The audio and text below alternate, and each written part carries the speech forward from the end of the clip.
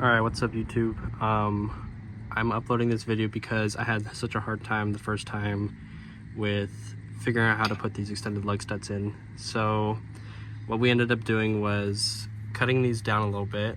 I think we only cut like probably about that big, a tiny piece off of this, just enough to get these to sit back here. I pushed them in at an angle, and then rotate this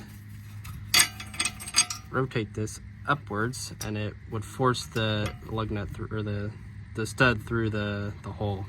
And if you want, I kind of took a file and filed them into a little bit of an angle to kind of get them into the hole easier. But that was the easiest way to do it. I just took off the parking brake one side. I only had to take off one side. Basically, it sits up, there's a bracket here. There's two springs that hold these two pins in at the top here. I'll go look at the other side in a second, but there's two springs that clip into here. And then you have one pin that's identical to this. You literally just push that ring down, and that pin, you turn it, and it'll pop that whole assembly out. So there's just one on this side, and then that whole thing comes out, and then you pretty much get free room to this whole side to put these studs in. Okay, so I got all the lug studs on now, so what I'm gonna do is work on getting this back up and the pins all back in.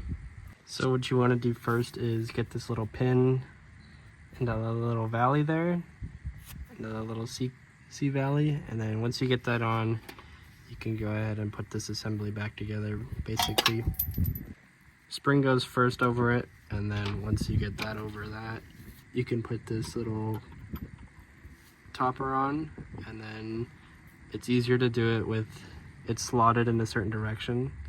So I'm going to turn that head, and I'm going to slide it in, and then once you get it compressed, you can turn it and seat it into the long valley.